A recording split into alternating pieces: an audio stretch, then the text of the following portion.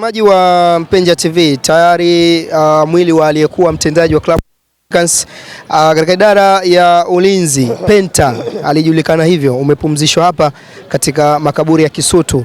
Akiwa kiongozi wa juu kabisa wa Young Africans, ndiye aliyeshiriki hapa pia, kwa maana Rais Engineer Hersi Said hawakuwa mbali, mashabiki na wanachama wa klabu hii kuja kumsindikiza marehemu Penta katika safari yake ya mwisho. Hapa ndipo na Godi Yanga, moja kati ya wanachama influencer wa Young Africans, atakwenda kutupitisha hapo juu ya namna ambavyo amepokea msiba huu.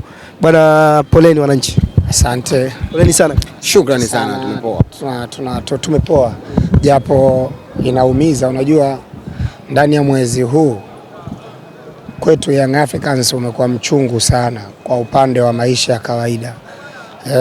Umekuwa mchungu kwa sababu tumeondokewa na watu muhimu ambao ni nguli ndani ya Young Africa. Kuondoka kwa Penta ambaye amehudumu kwenye timu yetu kwa miaka zaidi ya 10 kwenye benchi, amehudumu kwa miaka zaidi ya 20 kwenye timu, kwa maana kuwa security wa timu, amehudumu kwa miaka zaidi ya 80 ya uhai wake akiwa ndani ya Young Africans. Ni mtu muhimu sana, lakini katika kipindi cha hivi karibuni kuondoka kwa Penta, siku 2 nyuma tumeondokewa na Francis Kifukwe ambaye ni mwenyekiti wa zamani wa Young Africans. Ukiondoka ndani ya siku 2 nyuma, basi wiki 2 nyuma tumeondokewa na mzee wetu, mzee Motisha, Said Motisha. Yani angalia hawa watu walioondoka. Yani walioondoka hawa, hakuna hata mtu mmoja mwepesi ndani ya Yanga. Labda unaweza kusema huyu ana mwaka mmoja au miaka 2 ndani ya Yanga. Wote wana almost miaka zaidi ya 30 ndani ya Yanga, wakihudumu katika nyanja mbalimbali. Aidha huyu alikuwa kiongozi mkubwa, huyu alikuwa security, huyu alikuwa nani. Wote ni watu muhimu. Na sisi tumekuja tumewakuta hawa watu ndani ya Yanga. Wametushawishi kwa kiasi kikubwa sana kuipenda hii timu. Mimi naweza nikamsema Penta, lakini namba 1 wa kwanza ndani ya Yanga nilimkuta Kifukwe akiwa kiongozi wa Young Africans. Yani yeye akiwa kama mwenyekiti wa Yanga, mimi ndio nilikuwa naipenda Yanga kwa mara mwanzoni kabisa. Yani mimi ukiniuliza kiongozi wangu wa kwanza kihistoria ndani ya Young Africans alikuwa ni Francis Kifukwe.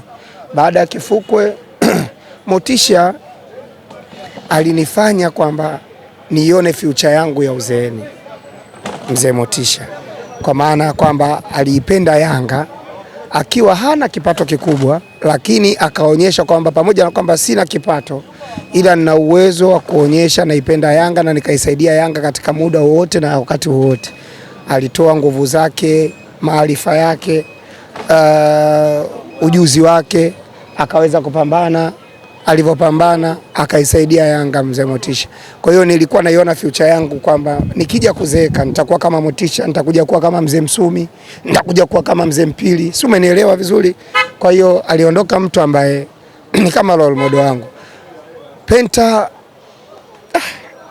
nashindwa kueleza kwa sababu Penta, kama kuna mtu ambaye alikuwa kwenye timu ukimpigia simu ukiuliza bwana maendeleo ya mchezaji au ambao wanapata injuries kwenye zile mechi ambazo tunaenda, labda unajua kuna zile kamati watu wanataka kufikia timu, mtu ambaye alikuwa ni mwepesi kufikika alikuwa ni Penta.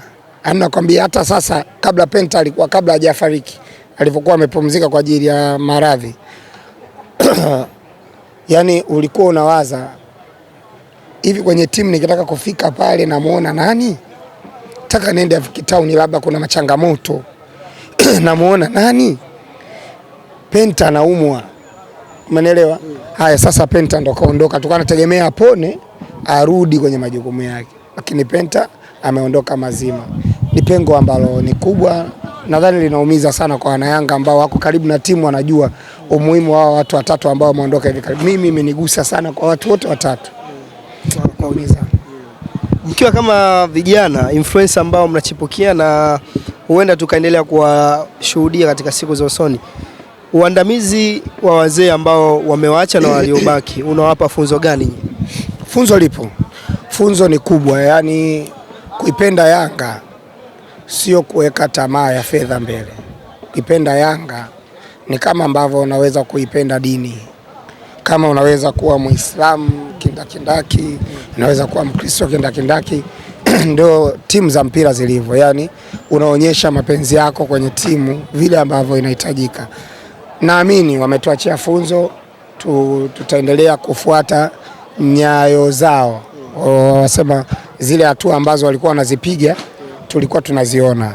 Hawawezi kuwa wasaliti ndani ya timu. Maana yake ni watu ambao walikuwa wanaamini kwenye Yanga na sisi tunaamini kwenye Yanga. Basi kama tunavyoamini tutaendelea kuamini hivyo hivyo mpaka ambapo Mwenyezi Mungu atakuja kutuchukua. Lakini kama Mwenyezi Mungu atatugeia nafasi ya kuishi kwa miaka mingi kama ambavyo wenzetu wamepata nafasi hiyo, basi tutaendelea kuitumikia Yanga kwa muda wetu wote wa hapa duniani. Nikushukuru sana na poleni kwa msimu. Asante sana.